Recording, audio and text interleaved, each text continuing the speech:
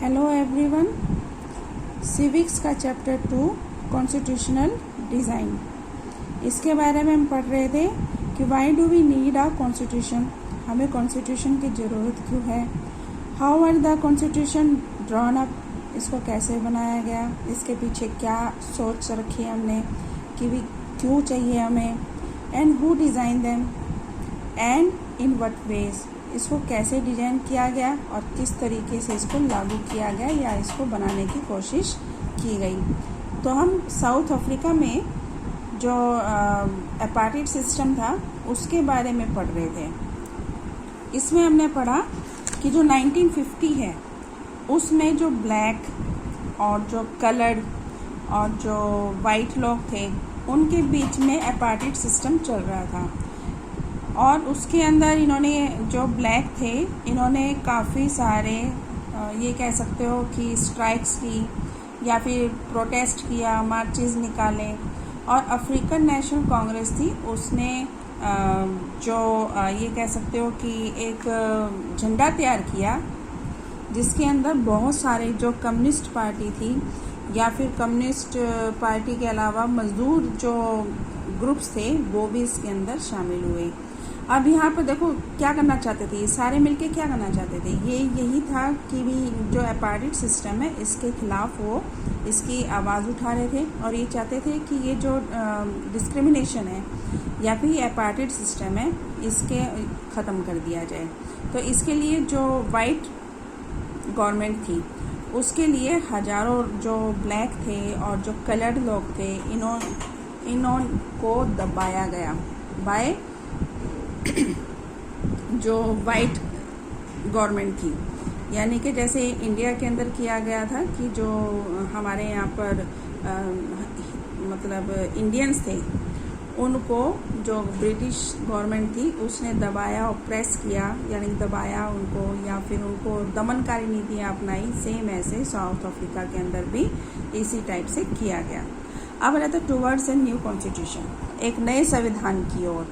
तो अब यहाँ देखेंगे कि जो रेशियल डिस्क्रिमिनेशन था वो काफ़ी बढ़ गया, जो प्रोटेस्ट था काफ़ी बढ़ गया और लोगों को या फिर सरकार को, गवर्नमेंट को इस टाइप से एहसास होने लगा कि जो ब्लैक लोग हैं उनके ऊपर अब हम ज़्यादा दिनों तक अपना राज या फिर उनके ऊपर हम अपना मतलब एक तरह से कह सकते हो कि कंट्रोल नहीं कर पाएंगे।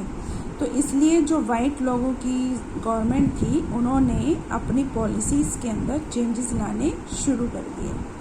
अब जो डिस्क्रिमिनेशन या फिर जो अपार्टेड सिस्टम था उसके लिए जो भी लॉज बनाए गए थे, डिस्क्रिमिनेटरी लॉज बनाए गए थे, उनको वापस ले लिया गया था। जैसे कि पार्क्स वगैरह थे, होटल्स थे या फिर सिनेमा हॉल थे, जितने भी थे कि भी जहाँ ब्लैक लोगों को जाने की परमिशन नहीं थी, उस टाइप के जितने भी लॉज बनाए गए थे वो वापस ले लिए गए। इसके अलावा फॉर्मेशन, यानी कि वो अपनी पॉलिटिकल पार्टीज़ को जो फॉर्मेशन नहीं कर सकते थे उनके ऊपर से भी बैन हटा लिया गया।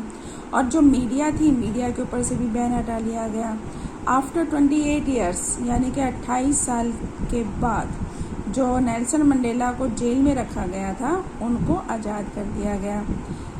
और ये कब किया गया? 26 अप्रैल 1994 में, यानी कि मिडनाइट थी, आधी रात थी।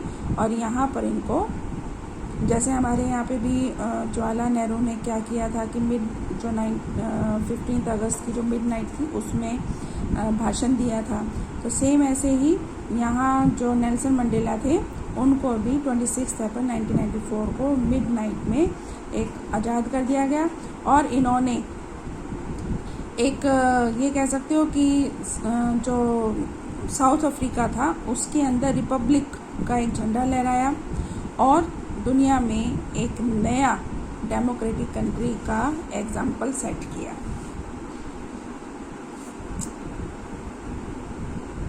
अब जो डिस्क्रिमिनेशन वाली जो शासन व्यवस्था थी अब वो समाप्त हो गई, ख़त्म हो गया।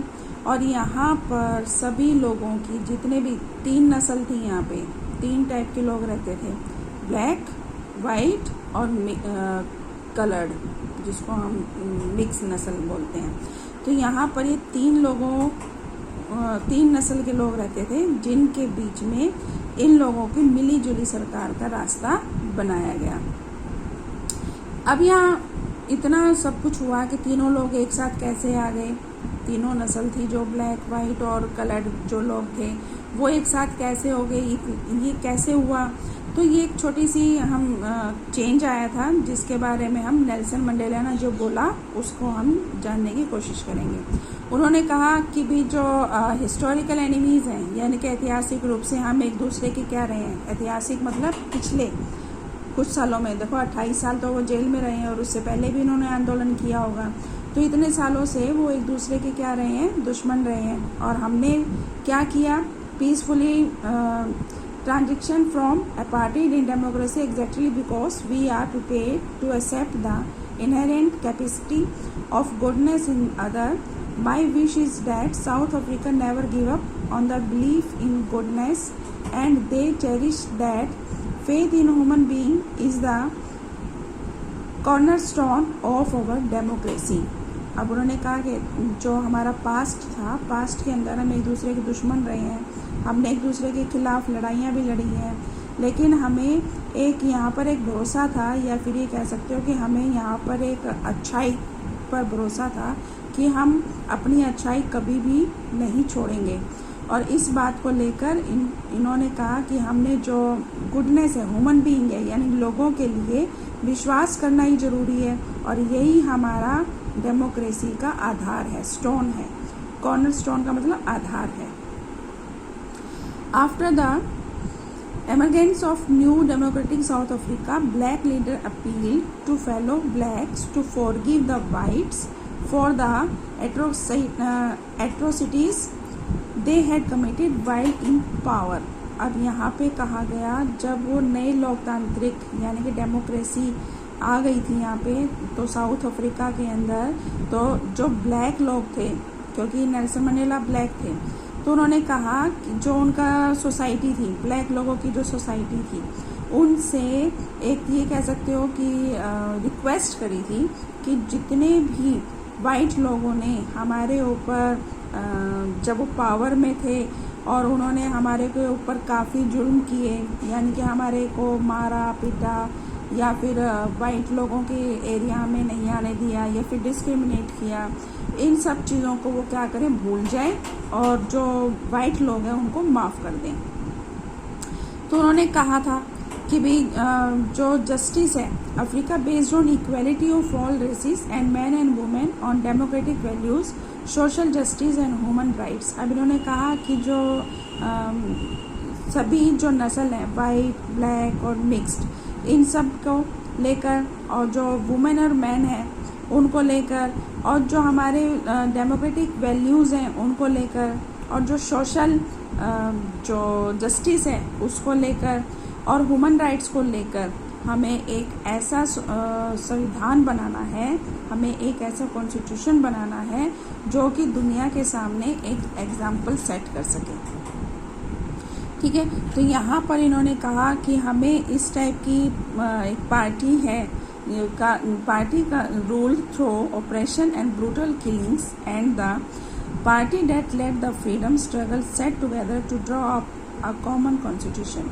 तो हमें एक ऐसे संविधान का निर्माण करना है जिसके अंदर सभी लोग बैठकर, चाहे वो वुमेन है, चाहे मैन है, चाहे ब्लैक है, चाहे वाइट है, चाहे मिक्स्ड है, इन सब को लेकर यहाँ पर एक ऐसी पार्टी बनानी है जो कि एक मतलब एक ऐसा संविधान बनाना है जिसके अंदर सभी लोग बैठकर डिसीजंस ले सकें।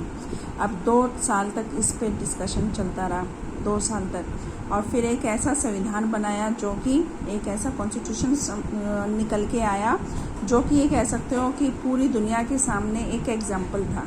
इससे पहले इस टाइप का कोई भी कॉन्स्टिट्यूशन किसी भी कंट्री का नहीं बना था। यहाँ पर सभी लोगों को एक्सटेंसिव राइट्स दिए गए, यानी कि उनको ज़्यादा से ज़्यादा राइट्स दिए गए और जो कि किसी भी कॉन्स्टिट्यूशन में नहीं दिए गए हैं। और साथ के साथ ये भी फैसला लिया गया कि अगर मान लो कोई भी प्रॉब्लम आती है तो और उस प्रॉब्लम का कोई भी सॉल्यूशन निकालना है तो हम सभी बैठकर, इकट्ठे बैठकर क्या करेंगे, उस प्रॉब्लम का सॉल्यूशन ढूंढने की कोशिश करेंगे। और हमें इस टाइप की जितनी भी समस्याएं हैं उनका समाधान करने के लिए हमें इस टाइप की भागीदारी करनी होगी। इस टाइप से जो साउथ अफ्रीका है उसका जो कॉन्स्टिट्यूशन का प्रेम्बल है उसके अंदर इस टाइप, प्रेम्बल होता है प्रस्तावना, यानी कि जैसे कि इंडेक्स बोल सकते हो आप, जैसे आपकी बुक है, बुक के आगे इंडेक्स होता है जिसके अंदर सभी चैप्टर्स के नेम होते हैं। इसी टाइप से हमारा जो कॉन्स्टिट्यूशन है उसके पहले उसकी प्रस्तावना दे रखी है कि उसके अंदर क्या क्या है, कॉन्स्टिट्यूशन के अंदर क्या क्या है। तो इस टाइप से यहाँ पर उसकी बड़े सुंदर ढंग से इसको व्यक्त किया गया है, यानी कि कैसे हमें इसको खूबसूरत ढंग से बताया गया है कि जो कॉन्स्टिट्यूशन बनाया गया है वो किस टाइप से बना है। अब जो साउथ अफ्रीका है उसका जो कॉन्स्टिट्यूशन है वो inspires Democrats all over the world, यानी कि दूसरे लोगों के लिए एक प्रेरणा देता है कॉन्स्टिट्यूशन, क्योंकि इसके अंदर क्या किया गया, तीनों लोगों को शामिल किया गया, यानी कि तीनों नस्ल के लोगों को इसके अंदर शामिल किया गया। अभी जहाँ पर नॉन डेमोक्रेटिक कंट्री है या अनडेमोक्रेटिक रूल्स हैं उनकी, जहाँ ये जो साउथ अफ्रीका था उसकी हम बार बार निंदा करते थे कि भी वहाँ देखो कैसे काम हो रहा है, तो अब उसने एक ऐसा एग्जाम्पल सेट कर दिया दुनिया के सामने कि एक ऐसा डेमोक्रेसी लेके आए, एक ऐसा कॉन्स्टिट्यूशन बनाया जिसमें सभी लोग साथ रह रहे हैं और साथ रहकर जो अपने पुराने जितने भी जैसे हिस्टोरिकल कहा गया था नेल्सन मंडेला के द्वारा, यानी कि जो हमारे पास्ट में जितने भी हमारे साथ टॉर्चर किया गया है उन सभी चीज़ों को भूलकर इन्होंने सभी को इकट्ठा रखा, यानी कि इन्होंने ये नहीं कहा कि भी अब जो ब्रिटिशर्स हैं या गोरे लोग हैं वो हमारे साउथ अफ्रीका को छोड़कर चले जाएंगे।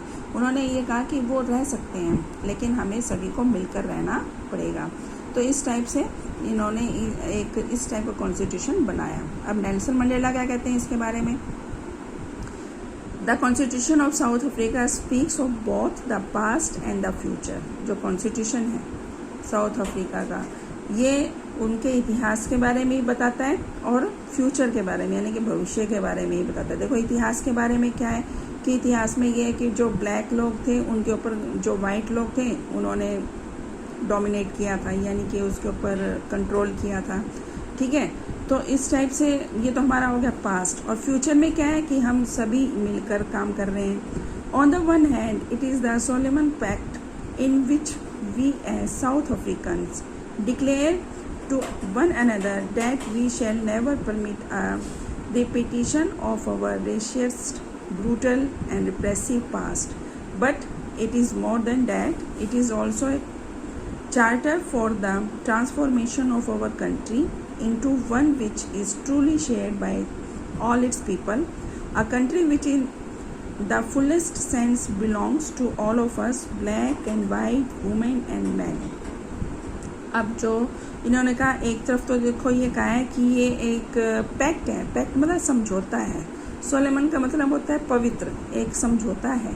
और दूसरी तरफ ये कहते हैं कि दक्षिण अफ्रीका में जो साउथ अफ्रीका के लोगों ने एक दूसरे को वादा किया है कि जो डिस्क्रिमिनेशन था, ब्रूटल, जो क्रूर, ब्रूटल का मतलब होता है जो दमनकारी जो नीतियाँ अपनाई गई थी, और इतिहास में इस टाइप से जो भी मतलब दोबारा से रिपीट नहीं किया जाएगा, यानी कि गोरे लोगों को ब्लैक के ऊपर कंट्रोल करने के लिए परमिशन नहीं दी जाएगी। और ये बात इतनी नहीं है बल्कि ये भी कहा गया कि जो देश के जितने भी लोग हैं वो एक ये कह सकते हैं truly shared by the people. ये कहते हैं कि वास्तविक अर्थ में घोषणा करते हैं कि जितने भी ब्लैक लोग हैं और जितने भी वाइट लोग हैं, मैन हैं, वुमेन हैं, ये सभी जो कंट्री है वो हम सभी का है। यानी कि ये जो नेल्सन मंडेला थे उन्होंने इसको ब्रीफ कर दिया कॉन्स्टिट्यूशन को।